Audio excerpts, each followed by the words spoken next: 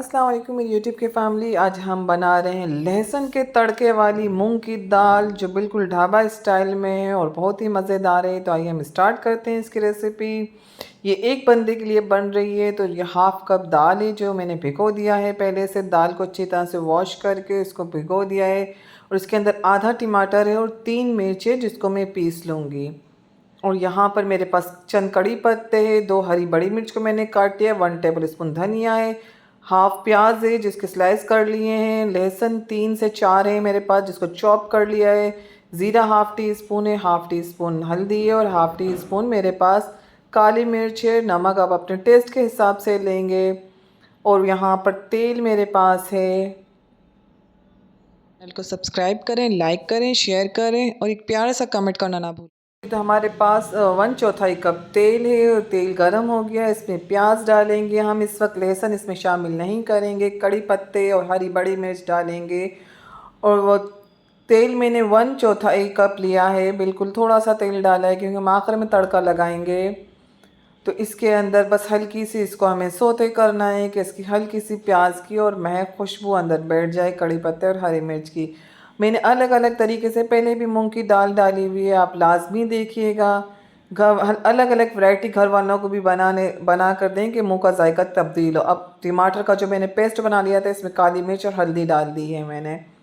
और उसके अंदर हम डाल देंगे और उसकी भुनाई हम अच्छे तरह से कर लेंगे ताकि टमाटर का कच्चापन ख़त्म हो जाए हमारा। और टमाटर मुंह के अंदर भी नहीं आए। बहुत से लोग नहीं पसंद करते हैं। मेरे हस्बैंड भी बावर्ची, इनको अलग अलग तरह की वैरायटी खाने में चाहिए होती है। तो आजकल उनकी तबीयत सही नहीं है तो बस मैं इनके लिए ही बना रही थी दाल। तो बावर्ची इंसान को हर तरह का जायका चाहिए होता है। 1 गिलास पानी का मैंने डाला है। और इसको उबाल आने से पहले मैं इसमें दाल डाल दूँगी ताकि हमारी दाल चढ़े ना और जल्दी से गल जाए। जोश आ चुका है दाल के अंदर तो इसमें से हम मसाले नहीं, सिर्फ झाग ऊपर से हटा लेंगे हम। दाल का झाग हटा लेना। दाल चने जो भी आप उबालें इसका झाग ऊपर से हटा लेना चाहिए था। अब हम आंच को स्लो कर देंगे और तकरीबन 25 मिनट के लिए इसको बिल्कुल धीमी आंच पर रख देंगे।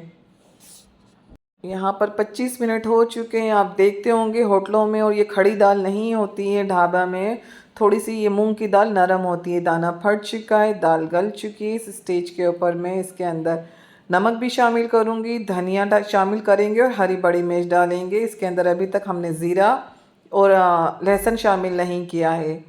और ये तकरीबन दाल हमारी डन हो चुकी है। अब हम फ्राई पैन चूल्हा चेंज करेंगे और उस पर फ्राई पैन रखेंगे और उसमें 2 टेबल स्पून मैंने देसी घी के शामिल किए हैं। अब इसके अंदर जैसे ही मेल्ट हो जाएगा, गर्म हो जाएगा, इसके अंदर लहसुन मैं डाल दूँगी।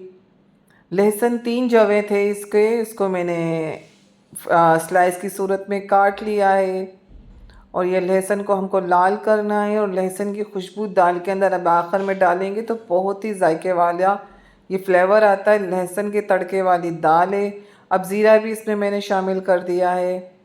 और अब हम इसका तड़का लगाएंगे दाल पर। मज़ेदार सी ढाबा स्टाइल मूंग की दाल आप लाजमी बनाइएगा और बताइएगा कि किस तरह से लगी आपको। ये देखें ज़बरदस्त सा तड़का हमने लगा दिया है। दाल को थोड़ा सा फ्राई पैन में डाल देंगे ताकि सारा असली घी हमारा इस पर आ जाए, दाल में आ जाए। और ये देखें ज़बरदस्त सी ढाबा स्टाइल मूंग की दाल रेडी है। बनाइएगा ज़रूर आप और फीडबैक लाजमी दीजिएगा। दुआओं की दरख्वास्त है। अल्लाह हाफिज़।